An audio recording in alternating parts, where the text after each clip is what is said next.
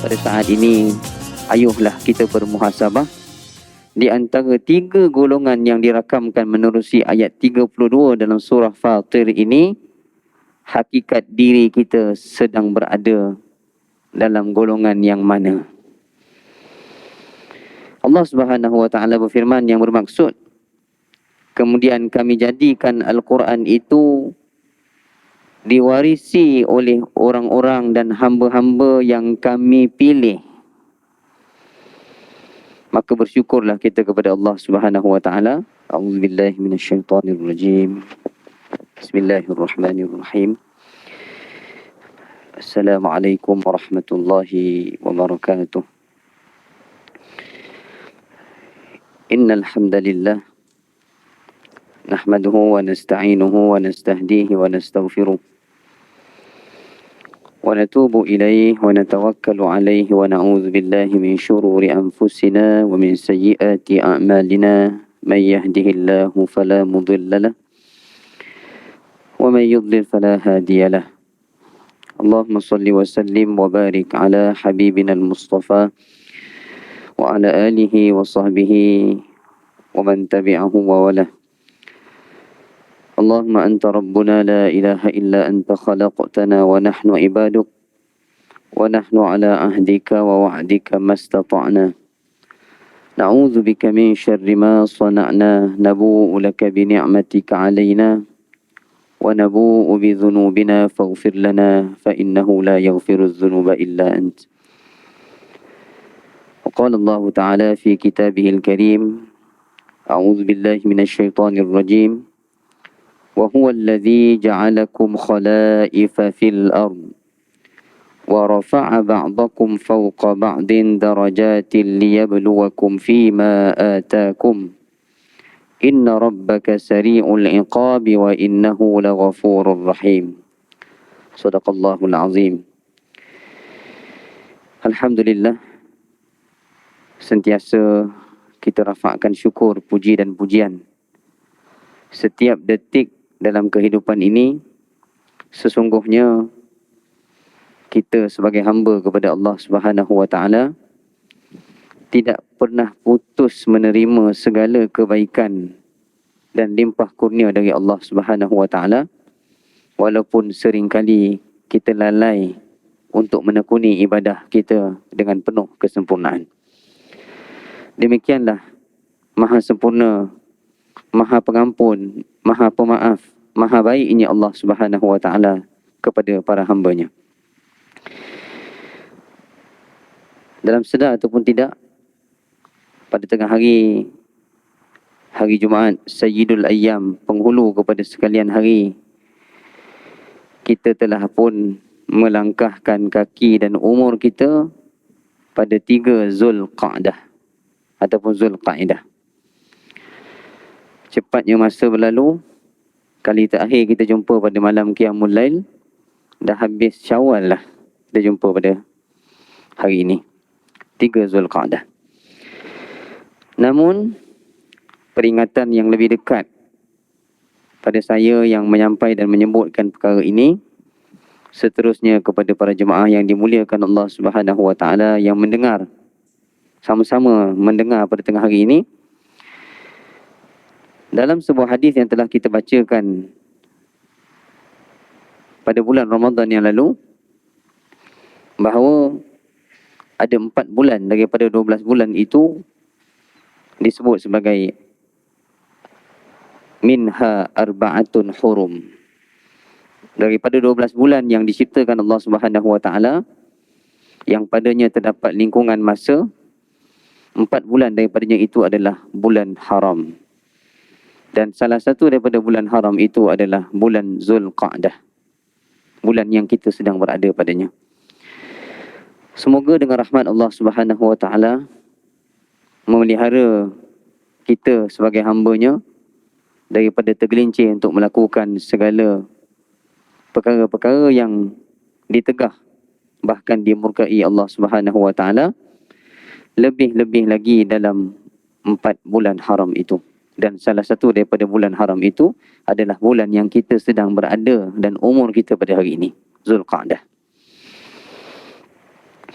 Berdasarkan ayat yang ke-165 Suratul An'am yang telah saya bacakan sebentar tadi, bermaksud dan dialah, ini Allah Subhanahu wa taala, Allah Azza wa Jal, yang telah menjadikan kamu wahai manusia, yakni kita semua, dengan tanggungjawab dan peranan sebagai pemakmur. Khalaif, kata jamak bagi khalifah. Maka kita diciptakan Allah Subhanahu wa taala, dan keberadaan kita di muka bumi ini bukan secara kebetulan, tetapi ia ditentukan Allah Subhanahu wa taala dengan penuh tanggungjawab dan amanah. Apakah bentuk amanah itu? Maka apabila telah dinyatakan peranan manusia yang berada di muka bumi ini adalah mewakili Allah Subhanahu wa taala untuk mengimarahkannya dengan nilai-nilai kebaikan. Wa huwal ladzi ja'alakum khalaifa fil ardh wa rafa'a ba'dakum fawqa ba'din darajat. Dan setiap daripada kita dikurniakan Allah Subhanahu wa taala dengan kedudukan dan darjat yang berbeza. Kadar rezeki berbeza. Kadar keilmuan kita yang dipinjamkan Allah Subhanahu wa taala juga berbeza. Kadar kemampuan dan kekuatan kita beramal juga berbeza. Semua perbezaan itu sebenarnya dengan satu tujuan, liyabluwakum fima atakum. Dia yang maha mengurnia dan maha memberi kepada kita semua itu sebenarnya sedang melihat kita di pentas ujian.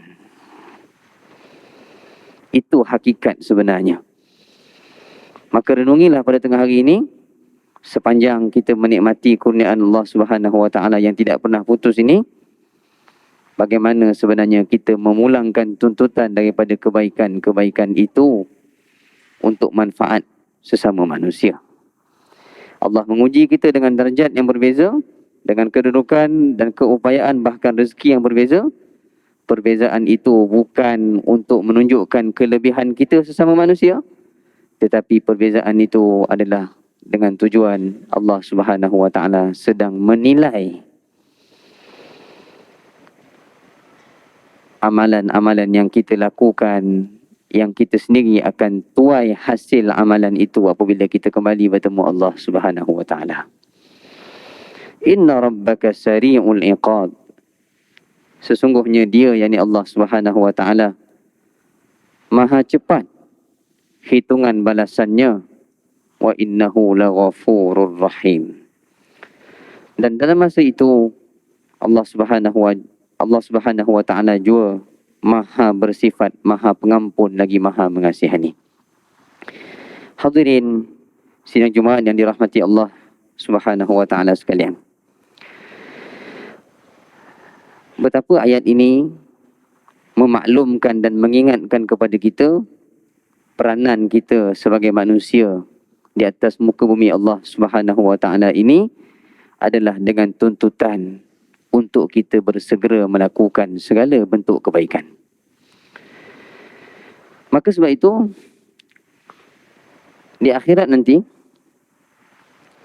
dalam kalangan manusia yang hidup sejak zaman Nabi Adam AS dan sehinggalah saat yang terakhir sebelum berlakunya kiamat, maka dihimpunkan manusia itu terbahagi kepada 3 golongan. Hal ini dirakamkan Allah Subhanahu wa taala dalam surah Fatir ayat yang ke-32. A'udzu billahi minasyaitonir rajim. Thumma awrathnal kitaba alladhi nastafaina min ibadina. Faminhum zalimun li nafsihi wa minhum muqtasid wa minhum sabiqun bil khairati bi idznillah. Zalika huwal fadlul kabir. Shadaqallahul azim.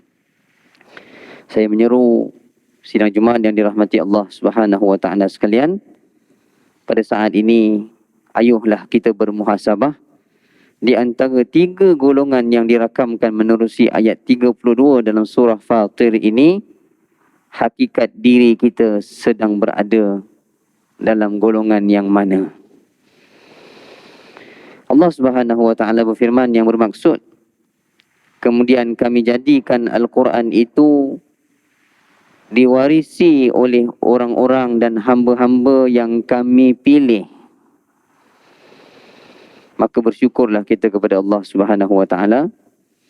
Maka kita diberi peluang untuk berada dalam keimanan, dan keimanan itu sentiasa diulang-ulang ingatannya menerusi kalam yang terkandung dalam kitab Al-Quran itu. Maka manfaatkanlah kelebihan dan keutamaan yang diizinkan Allah Subhanahu wa taala kepada kita ini. Namun begitu, ada dalam kalangan mereka yang telah dikurniakan kitab dan panduan itu terbahagi kepada 3 golongan. Golongan yang pertama, faminhum zalimun li nafsih. Sungguh pun mereka telah diberikan panduan kebenaran daripada wahyu Allah Subhanahu wa taala, dan panduan kemanusiaan itu dihadirkan utusannya, yakni Rasul sallallahu alaihi wasallam, tetapi dia masih memilih untuk menzalimi dirinya sendiri.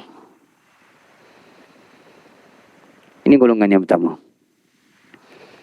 Walaupun telah diberikan panduan, peringatan, dia telah menerima isi kandungan kitab Al-Quran itu dan dia mengetahui kandungannya, tetapi dia masih memilih untuk melangkah dan melakukan satu-satu perbuatan yang sebenarnya meletakkan dirinya dalam kezaliman. Golongan yang kedua, wa minhum muqtasid, iaitu mereka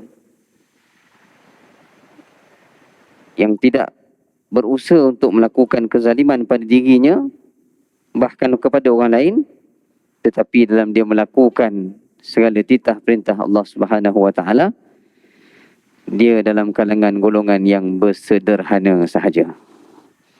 Asalkan buat, cukup. Itu darjat yang kedua. Dan darjat yang tertinggi menerusi ayat ini, orang beriman itu akan dibangkitkan di hari kiamat nanti, iaitu wa minhum sabiqum bil khairat.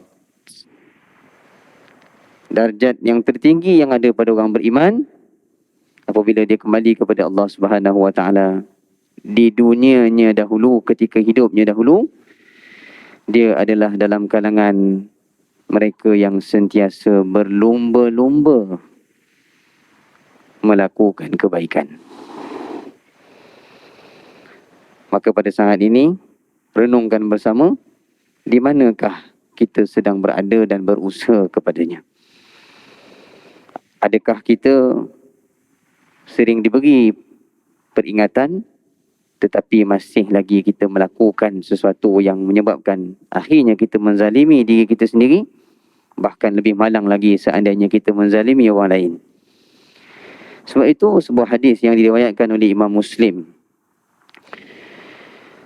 pernah baginda sallallahu alaihi wasallam bertanya kepada para sahabat, tahukah kalian siapakah dalam kalangan manusia yang dikategorikan sebagai golongan yang muflis?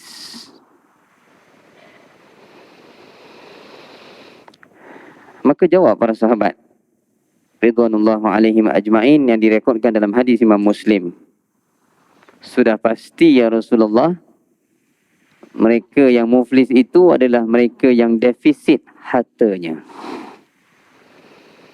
Itu ukuran zahir yang dijawab oleh para sahabat kepada baginda sallallahu alaihi wasallam. Ternyata jawapan zahir pada pandangan kehidupan itu meleset, bukan menepati sebagaimana jawapan yang dikehendaki dalam petunjuk nabawi itu. Kata baginda sallallahu alaihi wasallam menjawab dan membetulkan ataupun meluruskan kefahaman para sahabat menilai orang-orang yang muflis. Kata baginda sallallahu alaihi wasallam yang bermaksud, sesungguhnya mereka yang muflis dalam kalangan umatku ialah mereka yang datang pada hari kiamat membawa segala dosa, membawa segala pahala amalannya, salatnya, puasanya, sedekahnya, zakatnya, tetapi dalam masa yang sama di dunianya dahulu dia menzalimi saudaranya, dia menghina dan mencaci saudaranya, dia menyatakan suatu perkara yang tidak benar, bahkan dia memakan harta saudaranya dengan jalan yang batil. Maka ketika itu walaupun dia bawa pahala amalannya, satu persatu pahala itu akan dipindahkan kepada orang yang dilakukan kezaliman padanya. Habis pahalanya itu, kata baginda sallallahu alaihi wasallam, tetapi hutang dosanya masih ada. Bahkan dia akan mengambil pula dosa daripada orang lain. Demikianlah sabda baginda sallallahu alaihi wasallam, dan akhirnya golongan ini, kata baginda sallallahu alaihi wasallam, akan dihumban ke dalam neraka Jahannam. Waliyazubillah. Maka membina sesuatu itu lebih sukar daripada merobohkannya. Melakukan suatu amalan itu sebenarnya lebih sukar daripada memusnahkan amalan itu dengan dosa dan perbuatan yang bertentangan dengan kebaikan amalan itu. Kita ambil satu analogi yang mudah. Kediaman kita sendiri yang kita bina, yang kita perhiaskan dengan sesuatu hiasan yang terbaik pada kadar kemampuan kita, pun kita meletakkan satu pelindungan. Kita pasang pagar, kita pasang pintu rumah kita, kita mangga pula, kita tambah dengan alam. Kerana apa? Kerana kita khawatir hak kita itu mungkin diceroboh oleh orang lain. Kita melakukan amal, dalam masa yang sama kadang-kadang kita terlupa untuk protect amal itu. Sebab itu antara pesanan yang terkandung di dalam Al-Quran. Lebih-lebih lagi apabila hari Jumaat yang mulia ini, antara amalan yang begitu semarak dilakukan oleh muslimin dan mukminin adalah bersedekah. Tetapi Allah Subhanahu Wa Taala mengingatkan kepada orang yang bersedekah itu, la tubtilu sadaqatikum bil manni wal azah. Jangan sesekali kamu membatalkan pahala sedekah kamu itu dengan menyakiti orang yang kamu sedekah itu. Alah, si fulan bin si fulan tu, kalau tak kerana saya dulu, entah siapalah, entah ke manalah dia ada pada hari ini. Batal pahala tu tuan-tuan. Tak dapat apa tuan-tuan bersedekah. Itu antara ingatan yang dikemukakan di dalam Al-Quran. Maka pada tengah hari ini, sama-sama kita merenung dan bermuhasabah 3 tingkatan orang beriman di akhirat nanti, iaitu mereka yang telah diberikan isi kandungan kitab, tetapi mereka masih memilih untuk melakukan kezaliman, walaupun di hadapannya terbentang petunjuk dan hidayah daripada Allah Subhanahu Wa Taala. Maknanya antara akal dan nafsu itu, apabila mempertimbangkan satu kebaikan dan keburukan, nafsu itu lebih kuat merajai akal. Dan akhirnya akal itu akan hilang kewarasan untuk mempertimbangkan kebaikan. Setelah manusia itu melakukan kezaliman, akhirnya dia akan menyesal. Yang kedua, golongan yang bersederhana, cukup-cukup makan saja. Asal lepas satu tuntutan itu, maka tidak kisah. Maka mudah-mudahan seandainya kita masih berada di pertengahan, maka pertingkatkanlah kualiti amalan ataupun amal ibadah dan amal kebaikan sesama manusia.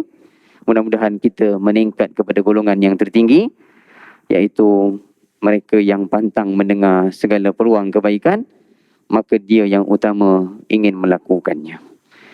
Maka kesan daripada ketiga-tiga kedudukan ini, mereka yang berlumba-lumba untuk melakukan kebaikan ini dijanjikan ampunan dari Allah Subhanahu Wa Taala, bertepatan dengan ayat yang ke-21 dalam suratul Hadid. Allah Subhanahu wa taala berfirman, A'udzubillahi minasyaitonir rajim. Sabiqu ila maghfiratin min rabbikum wa jannatin arduha ka'ardis samai wal ard. Uiddat lilladzina amanu billadzi huwa rusulih. Dzalika fadlullahi yu'tihi man yasha. Wallahu dzul fadlil azim. Shadaqallahul azim. Firman-Nya yang bermaksud, berlumba-lumbalah kamu mengerjakan amal kebajikan untuk mendapat keampunan dari Allah Subhanahu wa taala. Dan kesan daripada ampunan Allah Subhanahu wa taala itu, kamu akan dikurniakan syurga yang bidang luasnya adalah seluas langit dan bumi, yang disediakan bagi orang-orang yang beriman kepada Allah dan Rasul-Nya. Yang demikian itu adalah merupakan limpah kurnia dari Allah Subhanahu wa taala yang dikurniakan kepada hamba-hambanya yang dikehendaki. Dan sesungguhnya Allah Subhanahu wa taala mempunyai limpah kurnia yang amat besar. Sidang jemaah yang dikasihi Allah Subhanahu wa taala sekalian, mudah-mudahan amal ibadah yang kita lakukan dalam bulan Ramadan yang lalu masih dapat dikekalkan momentumnya walaupun kita tidak lagi berada dalam bulan Ramadan. Maka mudah-mudahan natijah daripada amal ibadah dalam bulan Ramadan itu mencerminkan wajah kita yang sebenarnya di luar daripada bulan Ramadan ini. Maka saya anjurkan untuk kita sama-sama melazimi Sayyidul Istighfar yang telah disabdakan oleh baginda sallallahu alaihi wasallam, bagi sesiapa yang mengamalkannya pada malam hari lalu dia mati pada pagi hari, maka dia akan diampunkan dosanya oleh Allah Subhanahu wa taala. Maka barang siapa yang baca di pagi hari lalu dia mati di petang hari, maka Allah Subhanahu wa taala mengampunkan segala dosanya. Allahumma anta rabbi la ilaha illa anta khalaqtani, sehingga akhir Sayyidul Istighfar itu. Maka lazimilah, bacalah, amalkanlah lebih-lebih lagi ketika seusai kita mendirikan solat. Mudah-mudahan ampunan dan rahmat Allah Subhanahu wa taala itu akan sentiasa menaungi dan meneduhi langkah kehidupan kita, dan dengan rahmat itu menjadi asbab untuk kita bahagia dunia dan akhirat. Aqulu qawli hadza wa astaghfirullahal azim li wa lakum. Yang baik itu datang dari Allah Subhanahu wa taala, yang kurang dan lemah itu datang daripada kelemahan di saya sendiri. Hakikatnya kedua-duanya daripada Allah Subhanahu wa taala. Semoga kita sentiasa di dalam rahmat Allah Subhanahu wa taala. Wa sallallahu ala khairi khalqihi Muhammad wa ala alihi wa sahbihi wa baraka wa sallam. Subhanakallahumma wa bihamdik, asyhadu an la ilaha illa ant, astaghfiruka wa atubu ilaik. Bismillahirrahmanirrahim. Wal 'ashr, innal insana lafi khusr illa alladhina amanu wa 'amilus salihat wa tawasaw bil haqqi wa tawasaw bis sabr. Shadaqallahul azim. Assalamualaikum warahmatullahi wabarakatuh.